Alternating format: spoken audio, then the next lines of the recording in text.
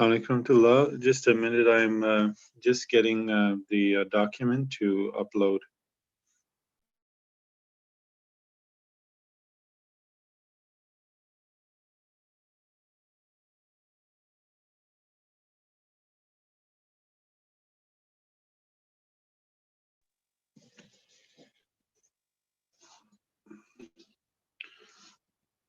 أعوذ بالله من الشيطان الرجيم بسم الله الرحمن الرحيم.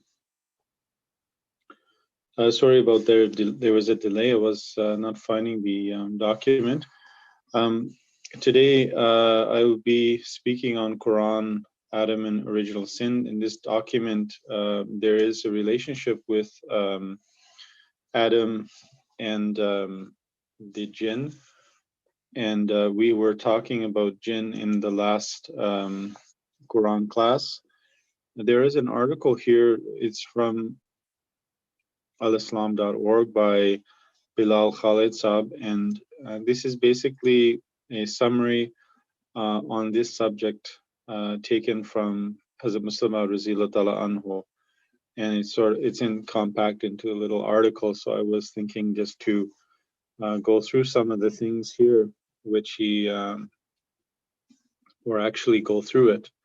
It was very interesting. So he says that about the evolution and history of mankind from the Quran, that the Holy Quran says that God desired to bring into existence a universe which should serve as a manifestation of His majesty and His light, and that this was the cause of the creation of the universe. It says that God created the heavens and the earth in 6 periods. Before that, God ruled over water. God's object in creating the heavens and the earth out of water was to bring into existence a being endowed with the will to choose between good and evil. These beings would pass through various trials and would seek to outstrip one another in doing good, and thus show which of them had attained to perfection. This verse shows that before matter assumed its present form, it existed in liquid shape. With regard to the pre-material stage, the Quran says,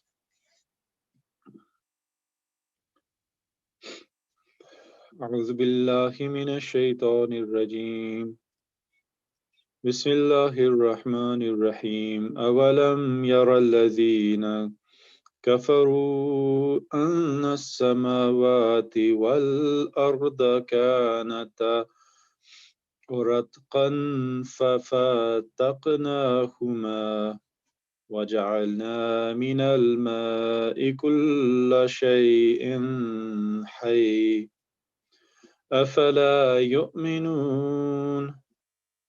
Translation of this verse from chapter 21, verses 31. Do not the disbelievers see that the heavens and the earth were a closed up mass?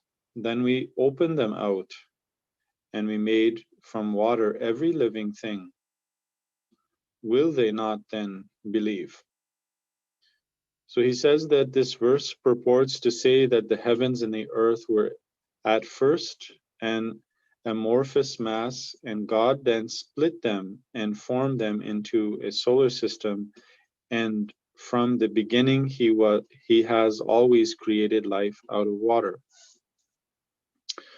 So this is in connection also with the subject matter which we're covering nowadays, which is the connection between science and the Holy Quran. And in doing so, I think that it is very important because when we study the Holy Quran, whether we're young or we're youth or we're older, it's something of interest, I think, to everyone, that how we came into this world, how man was created. And this article actually in a very simplified way, it actually goes through some of these key elements. And this verse from the Holy Quran, I mentioned before, in particular about how the mass was broken up and dispersed. And this is actually the concept of the Big Bang Theory, and also the concept here of everything coming from water, which we basically learn when we learn about biology in our, when we are in school. And the question that does arise and should arise, and normally would arise naturally, but it does in this Western society that we are grown up in, or we live in, that people question the fact that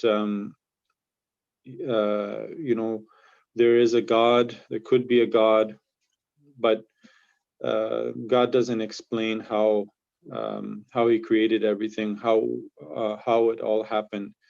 But in fact, when you go through this very brief article, and also many other things from the Holy Quran, we find that actually Allah explained in great detail, which the science also corroborate to be the creation of the universe and then the creation of man.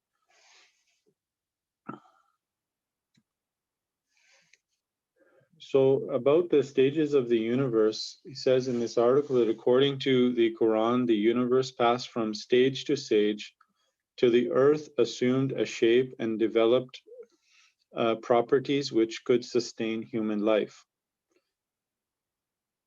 It's also very important, we all know, and we covered it,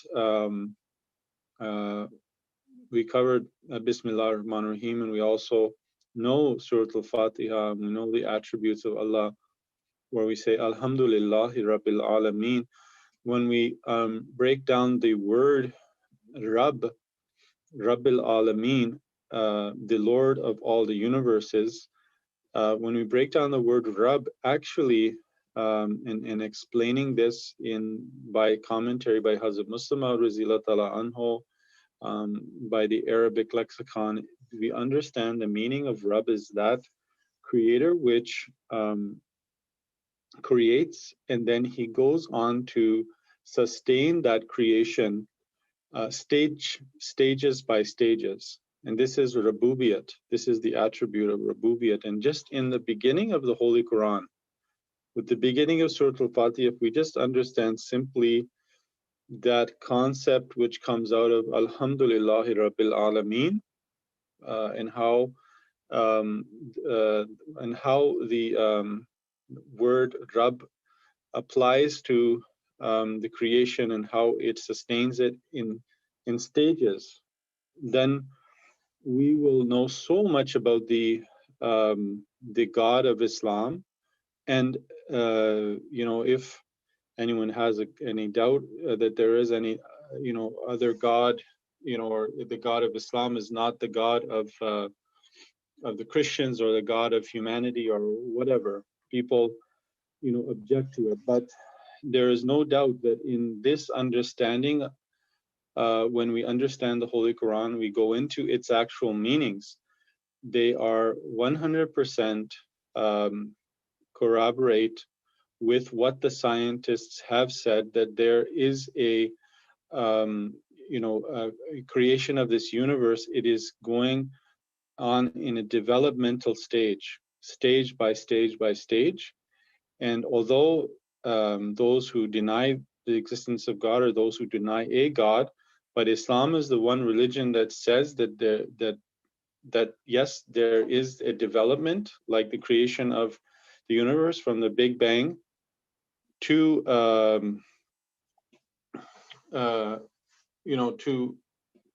continue on this development where Allah keeps forming when stage by stage, everything that He has created, it keeps forming and maturing, and He keeps looking after it. Islam says that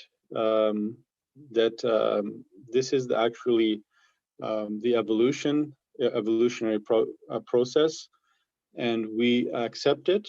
But we accept that there is a God who actually was the start of it, and there's a God that is guiding it and taking care of it step by step by step. Anyhow, Let's go on, continue with this article. It says that the Quran, contrary to the accounts given in the Old and New Testament, teaches that man was created through a gradual process.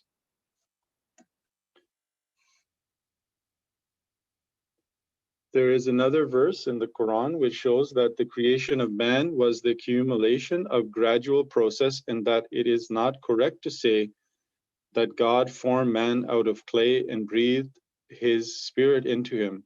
The Quran says, وَقَدْ خَلَقَكُمْ أَطْوَارًا, and he has created you in different stages and different forms. Chapter 71, verses 15.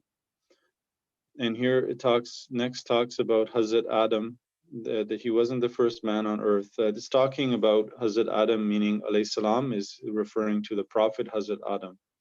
The Holy Quran does talk about Adam in other senses as well as being referring to man.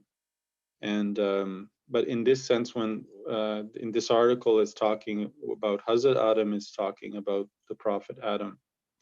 And then it starts to explain about jinn. So here's the connection, starts with jinn. So he says that in the same way man's intellectual development also proceeded gradually, the Quran shows that human beings were in existence before Hazrat Adam alayhi salam, but that they were not yet able to bear the responsibility of revealed law. They lived in caves and in mountain fastnesses. That's similar to cave or similar to some type of enclosed place where they would have protection. And it is for this reason that the Quran has called them by the name of jinn, which means literally those that dwell out of sight. Some people have applied the word to the genie of tales of and fables, but the Quran does not support this interpretation. So remember that we did cover the meanings and understanding of jinn. So one of them is that they're created from heat, and one is also that they are something that are out of sight.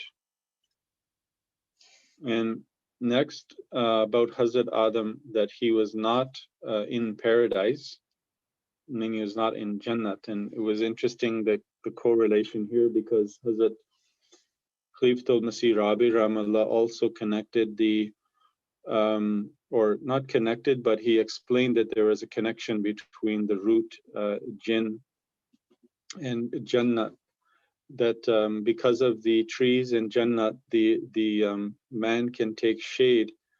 They can be shaded, sort of hidden underneath the shade of the trees. So in a sense, there's this connection between jinn and the Jannat.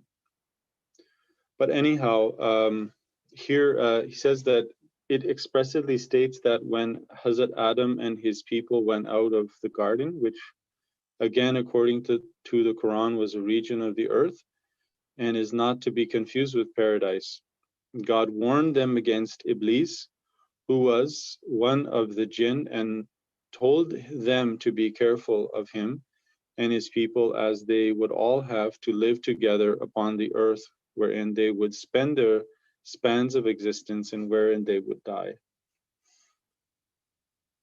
Again, again addressing Hazrat Adam alayhi salam and his people and Iblis and his people, God admonishes all of them to accept his prophets, and then they will appear from time to time. All this shows that the jinn of the time of Hazrat Adam and their leader Iblis were of the human race. So that this is reference in referring to where there is a verse later on will also show clearly as well, but that jinn were also referring to, can also refer to human beings who were out of sight, and they're not just something like I mentioned last time, that they could be bacteria. The genie of the fables do not live in company with men, nor are they in any other way connected with men. The Quran does not lend any support to the idea of the jinn of the fables. Those whom the Quran describes as jinn in connection with Hazrat Adam were human beings who dwelt upon the earth, but whose mental faculties were not yet fully developed. And then about Hazrat Adam being the perfect man of his generation. This means that he says that when the stage of full development of the mental faculties of man was reached, God sent his revelation to the most perfect man of that generation, namely Hazrat Adam, the Prophet Adam. This revelation was confined to a few social rules relating to the formation of society and the provisions of food and other means of maintenance for it. So it's very simple law, very simple Sharia of how to live in society, how to eat properly, maintain yourself.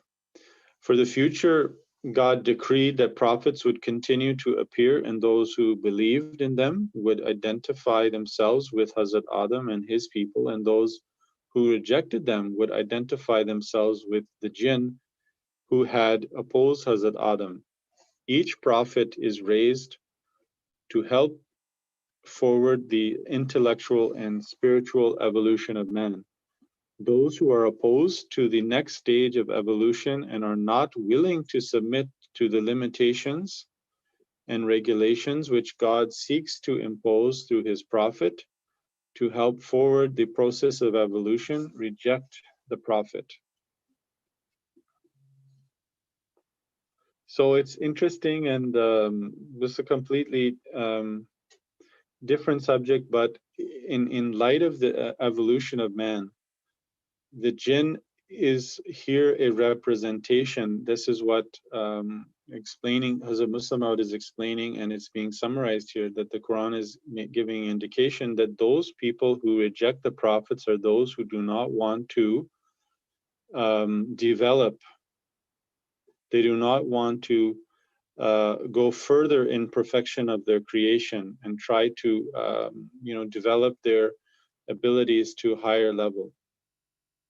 And in fact, we can see that we are living in an age where people are there is development in terms of a materialistic sense, but in many other aspects, we find, and this is something which also Hazrat Muslim Maud who has pointed out from history as well as the time that we are in now, when prophets come, that there are people who are turning towards the simpler ways of life, the sort of, you can sort of say, the animalistic ways of life.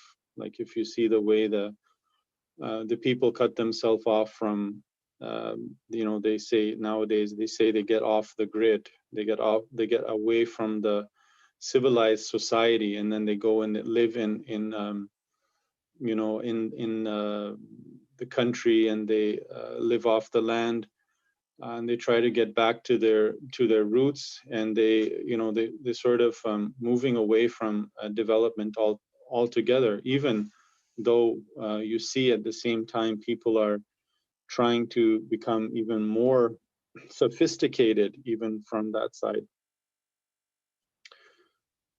So he continues to say that the prophet is raised to help forward the intellectual and spiritual evolution of man. Those who are opposed to the next stage of evolution and are not willing to submit to the limitations and regulations which God seeks to impose through his prophets to help forward the process of evolution reject the prophets.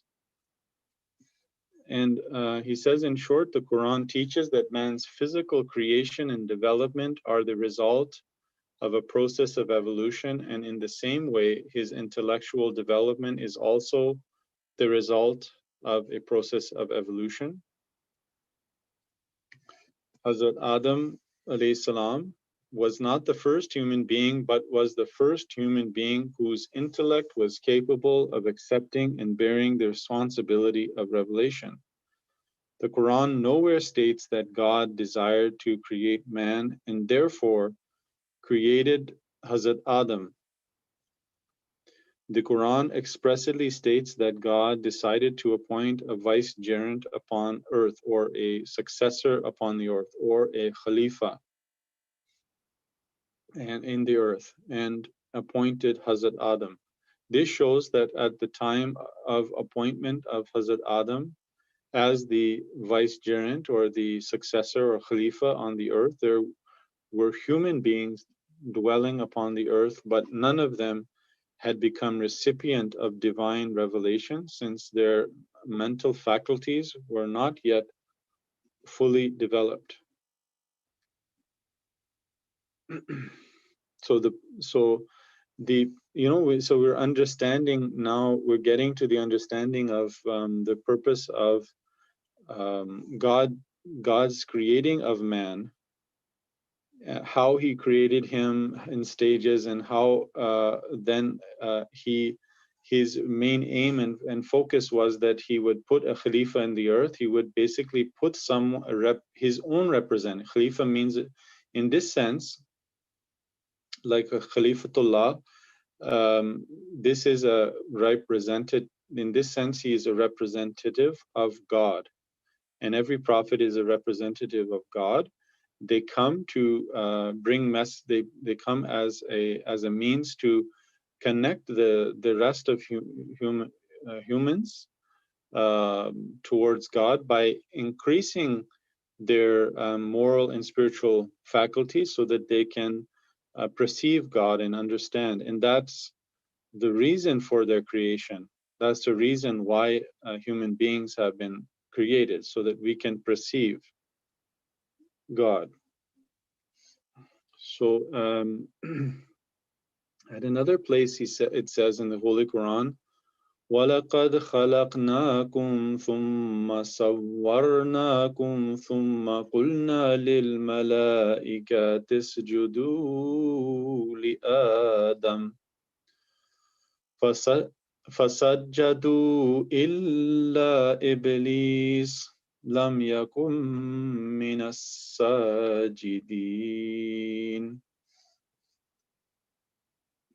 And we did create you, and then we gave you shape. Then said we to the angels, submit to Adam, and they all submitted, but Iblis did not. He would not be of those who submitted. Chapter 7, verse 12. I just wanted to mention here, this is not part of the article, but this is directly out of the long commentary of this verse from the Holy Quran. Hazrat Muslim Maud says about this that in commenting on Iblis, that he was one of the jinn, according to the Quran. He says that Iblis is represented in the Quran as having been created from fire, chapter 7, verses 13, and he is also described as being one of the jinn, in which signifies a visible creation. So in verse 18, verses 51, I just want to just read. It says, and remember the time when we said to the angels, submit to Adam, and they all submitted except Iblis, and he was one of the jinn. So that referring to Iblis, saying he was one of the jinn, he did not accept, and he disobeyed the command of his Lord. Will you then take him and his offspring for friends instead of me, while they are your enemies? Evil is the exchange for the wrongdoers. So I just wanted to just read that out to give the connection here. That also jinn, also how it represents Iblis, and Iblis was the ringleader or the leader of the jinn. So he must have been visible to Adam, who was, Huzur says, was in all respects like other human beings. So going next in this article, it says the verse means that God created man and then gave shape to his faculties and then commanded the angels to bow down to Hazrat Adam. So that here it says, and we did create you and then we gave you shape. So this is, the developmental stage, the evolutionary stage is mentioned here as well. And as Ahmadis, we should fully embrace this. We should fully understand this. We should be fully confident in this understanding when we know our faith. We shouldn't be like those other Muslims or other religious people who think, okay, Adam was created 6,000 years ago, and God created